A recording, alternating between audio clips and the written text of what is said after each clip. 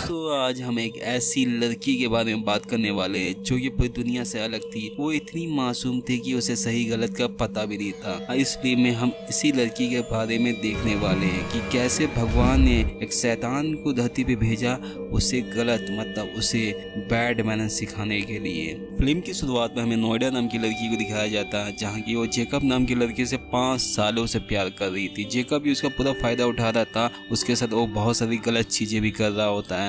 तभी हम देखते हैं कि जेकब का जो उससे मन भर जाता है तब उससे वो कटने लग जाता है। और यहाँ पे हम नोएडा को देखते हैं जो कि उसकी तरह प्यार में पूरी तरीके से पागल हो चुकी थी। और नोएडा पहले से बहुत ज़्यादा डिप्रेशन रहने लग गई थी जिसके कारण उसकी हेल्थ खराब होने लग गया था और उसका शरीर का निचला हिस्सा मतलब पैर हाथ काम करना बंद कर चुका था। जिसकी ऐसी हालत देख करके जेकब उसे वहीं पे छोड़ करके उससे ब्रेकअप कर लेता है। और ऐसा करता हुआ देख करके नोएडा अपने पैरों पे खड़ा होने की कोशिश करती है और उसके पीछे भागती भी है, लेकिन जेकब उसे पलट के देखता भी नहीं है। वो वहीं से निकल जाता है और हम देखते हैं कि इसकी ऐसा करने से नोएडा पूरी तरीके से टूट जाती है। तभी यहाँ पे जेसी नाम की उसकी एक फ्रेंड को देखते हैं जो कि उसके ऊपर काफ़ी गुस्सा करती है। बोलती है कि जेसी नोएडा को समझाती है कि तुम जेकब को जितनी जल्दी भुला दोगी वही तुम्हारे लिए अच्छा होगा, क्योंकि अगर तुमने ऐसा नहीं किया तो डॉक्टर ने पहले वार्निंग दे चुके हैं कि तुम्हारा ब्रेन हैमरेज भी हो सकता है और तुम पूरी तरीके से पागल हो सकती है। और जेसी की बात सुनने के बाद नोएडा एक्सेप्ट करती है कि वो जेकब को भुला देगी, वो कभी भी उसे याद नहीं करेगी। लेकिन उसके सामने वो करीबन 50 बार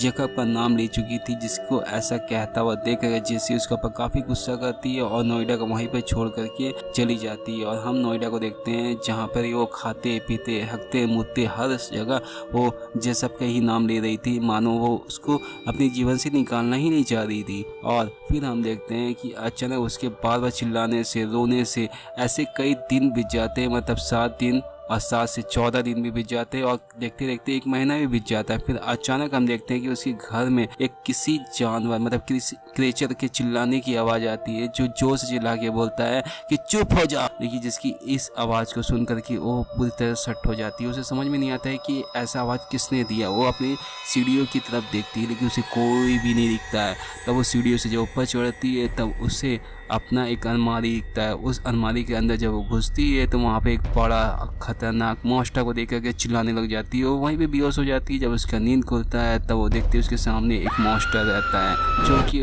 उसे देख रहा होता है। और मॉन्स्टर को अपने सामने देख करके नोएडा काफ़ी डर जाती है। मॉन्स्टर उसे कहता है कि तुमने अपनी हद को क्रॉस कर दिया है। कोई भी इंसान किसी के बारे में इतना नहीं सोच सकता जितना तुमने अपने बॉयफ्रेंड के बारे में सोचा है, और हद से ज़्यादा तुमने रो रो करके इस घर को सर पे उठा लिया है। मैं काफ़ी दिनों से सोया था लेकिन तुम्हारे चिल्लाने या रोने की आवाज़ सुन करके मेरी नींद खुल गई और अब मुझे एक घर खाली चाहिए। तुम्हें 2 हफ्ते के समय मैं देता हूँ और इस घर को तुम खाली कर दो, नहीं तो मैं तुम्हें इसी घर के अंदर खा जाऊँगा।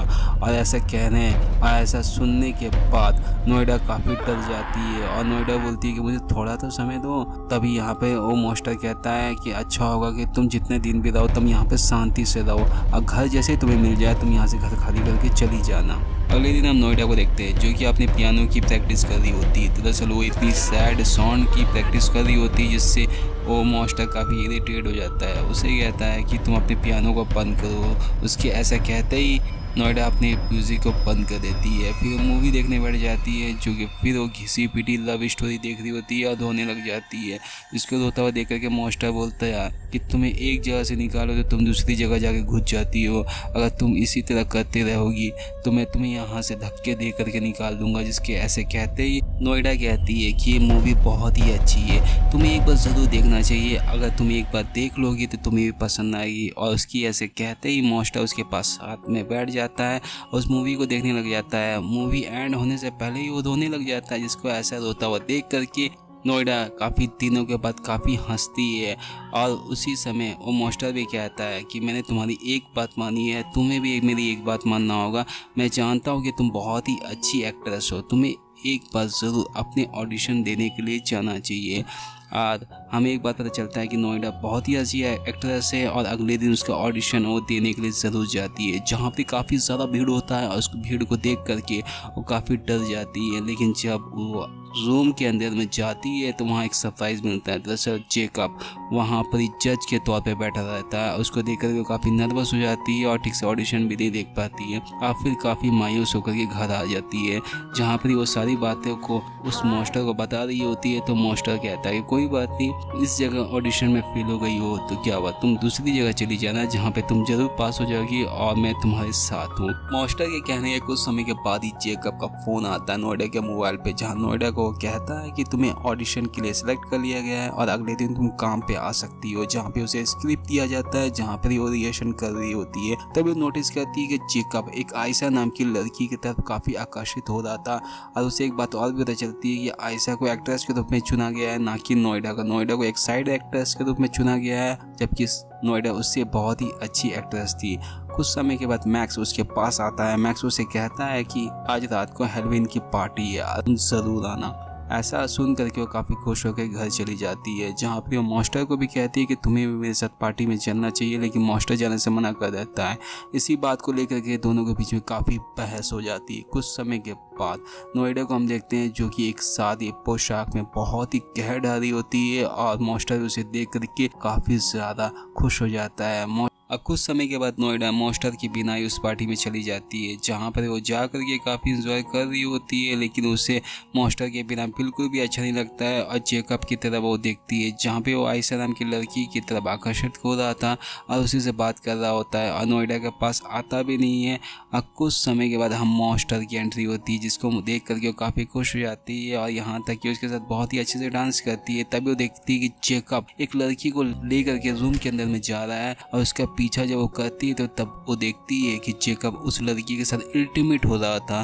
तभी उसको ऐसा करता हुआ देख करके वो अंदर से टूट जाती है। तभी मास्टर वहाँ पे आ जाता है और मास्टर जैसे ही नोएडा की आंखों में आंसू देखता है, वो अपने आप को कंट्रोल नहीं कर पाता है और जेकब के पास जाता है और उससे इतनी जोर से मारता है कि वो सीधे जाके के नीचे गिरता है। उसका हाथ टूट जाता है और फिर नोएडा मास्टर को वहां से लेकर के बाहर निकल आती है।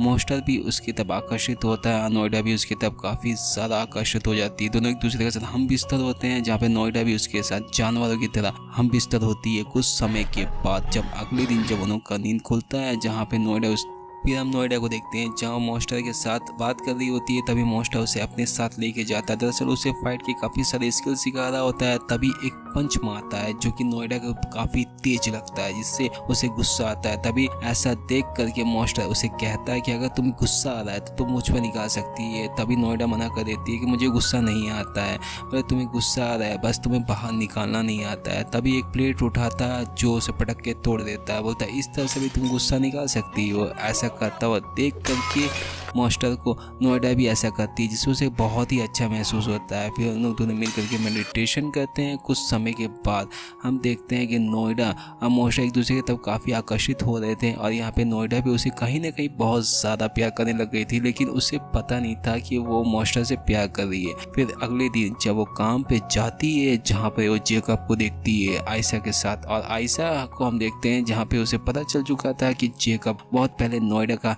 बॉयफ्रेंड रह चुका है, जिसके कारण वो अपने काम पे ध्यान नहीं दे पा रही होती है। तभी जेकब उसके ऊपर काफ़ी गुस्सा होता है। कुछ समय के बाद हम देखते हैं कि नोएडा जेकब के पास जाती है और उसे कहती है कि वो अच्छे से काम अगर नहीं कर रही है तो ये काम मुझे दे दो, मैं बहुत ही अच्छी एक्ट्रेस हूँ, तुम जानते भी हो, मैं बहुत अच्छा काम कर भी सकती हूँ। लेकिन जेकब मना कर देता है, जिससे उसे बहुत ज़्यादा गुस्सा आता है। वो पूरे स्टेज पर उसी के ऊपर काफ़ी चिल्लाने लग जाती है, जो बीच में आता है किसी को भी नहीं छोड़ती है। और जेकब ऐसा कहता हुआ देख करके काफ़ी ज़्यादा हैरान हो जाता है, क्योंकि पहली बार वो नोएडा को ऐसा चिल्लाता हुआ देखता है। कुछ समय के बाद उसकी फ्रेंड जेनी आती है तो उसके ऊपर गुस्सा निकाल देती है। फिर ऐसा करके वो सीधे घर जब कुछ समय के बाद नोएडा के मोबाइल पे जेकब का फ़ोन आता है, जहाँ जेकब उसे अपने ऑफिस के अंदर बुलाता है, जहाँ पर ही वो नोएडा को कन्विंस कर लेता है कि वो उसे आज भी प्यार करता है और उसे कभी भी अब छोड़ के नहीं जाएगा। और नोएडा भी उसके प्यार पे भरोसा कर लेती है और ऑफिस में ही उसके साथ हम बिस्तर हो जाती है। जहाँ कुछ समय के बाद वो खुशी खुशी जब घर आ रही होती है, तभी वो तय करती है कि मास्टर के सारी बातें बताएगी। जब वो मास्टर के रूम के अंदर घुसती है तब देखती है कि उसके सारे नोएडा जब उस मास्टर के रूम के अंदर में घुसती है तब वो देखती है कि उसके बचपन के सारे खिलौने वहाँ पर ही पड़े हुए थे। उसे बहुत ही अजीब लगता है, लेकिन इन सब बातों पर ज़्यादा ध्यान नहीं देती है। बस वो जेकब की बातों को मास्टर को बताती है और बताती है कि मास्टर अब जेकब फिर मेरे साथ आ चुका है और हम दोनों एक दूसरे के साथ अब खुश रहेंगे। लेकिन यहाँ पे मॉन्स्टर उसे बताता है कि वो तुम्हारा इस्तेमाल कर रहा है, फिर तुम्हें धोखा दे देगा और मैं तुमसे बहुत ही प्यार करता हूँ, मैं बचपन से तुमसे प्यार करता हूँ और तुम्हारे लिए कुछ भी कर सकता हूँ, ना कि जेकब से तुम दूर हो जाओ, ये तुम्हारे लिए अच्छा होगा। लेकिन ऐसा सुनते ही नोएडा काफ़ी गुस्सा हो जाती है। नोएडा कहती है कि तुम अपने आप को देखे हो, तुम एक शैतान हो, मैं तुम्हारे साथ एक रात क्या बिता ली, तुम तो मेरे पीछे ही पड़ चुके हो, अच्छा होगा तुम मुझसे दूर हो जाओ। और मुझे लगता है कि अब हम दोनों को दूर हो जाना चाहिए। ऐसा कह करके उसके रूम से जब निकलने लग जाती है तो हम मॉन्स्टर को देखते हैं जो काफ़ी रोता हुआ उसका पीछे आता है, उसे समझाने की कोशिश करता है, लेकिन नोएडा नहीं समझती है, आके दरवाज़ा बंद कर देती है। या मॉन्स्टर भी दरवाज़ा खटखटाता है लेकिन दरवाज़ा नहीं खोलती। कुछ समय के बाद नोएडा को अफसोस होता है कि वो मॉन्स्टर को ऐसा कैसे कर सकती। मॉन्स्टर नहीं हो तो उसे उसके बुरे समय में उसका साथ दिया। जब वो मॉन्स्टर के पास जाती है रोते हुए मॉन्स्टर को भी आवाज़ देती है। और यहाँ पे हमें एक बात पता चलता है कि नोएडा भी कहीं ना कहीं उसे बहुत ही प्यार करती है, लेकिन उसे समझ में नहीं आ रहा था कि ये सब क्या हो रहा है। फिर और इसके बाद हम नोएडा को देखते हैं जहाँ हमें एक बात पता चलती है कि आज उसके परफॉर्म का आखिरी दिन था, जहाँ पे उसे लाइव परफॉर्म करता था पूरी ऑडियंस के सामने, और वो चाहती भी है। जहाँ उसे एक बात पता चलती है कि आयशा जो कि मैन लीड रोल में थी वो वहाँ पे नहीं आई है, और वहाँ पे उसे अब मैन लीड रोल में काम करना पड़ेगा, जहाँ पे बहुत ही अच्छे तरीके से वो डांसिंग करती है, सिंगिंग करती है, और ये सब कुछ जेकब देख लेता है। जेकब काफ़ी नाराज़ हो रहा था लेकिन चाह कर भी कुछ नहीं करता। और हमें एक बात पता चलती है कि यहाँ पे जितनी भी ऑडियंस आई थी उन सबको नोएडा का डांस और सिंगिंग बहुत पसंद आ रहा था, उन्होंने काफ़ी इंजॉय भी कर रहे होते हैं। जैसे वो परफॉर्म ख़त्म होता है तो वहाँ पे जेकब जितने भी स्टाफ थे उन सबको बाहर निकाल देता था। और वहाँ पे वो नोएडा का साथ बहुत ही बुरा करने वाला था, लेकिन जैसे वो नोएडा को अपना हाथ उठाने वाला था वहाँ पर मॉन्स्टर आ जाता है। मॉन्स्टर को देख कर वो काफ़ी डर जाता है और मॉन्स्टर उसे वहीं पर जान से मार देता है। और जैसे वहाँ पर हटता है तो सभी ऑडियंस नोएडा के लिए ताली बजाते हैं। और जैसे नोएडा वहाँ पर ये सारी ऑडियंस की तालियों की गूंज को सुनती है, वो खुशी से हंसती है और डांस करती है। और पहली बार मॉन्स्टर उसको देख करके कहता है कि ये होती है ज़िंदगी और इसी तरह ज़िंदगी जीना चाहिए। और हम देखते हैं कि वहाँ जितने भी ऑडियंस थी वहाँ जेकब की डेड बॉडी को देख करके काफ़ी डर जाते हैं। और इसी तरह इस फिल्म का, इस कहानी का अंत होता है। उम्मीद करते हैं फिल्म आपको अच्छी लगी होगी, तो प्लीज़ चैनल को सब्सक्राइब, वीडियो को ज़रूर लाइक करें। मिलते हैं अगली वीडियो पे। Thank you for watching.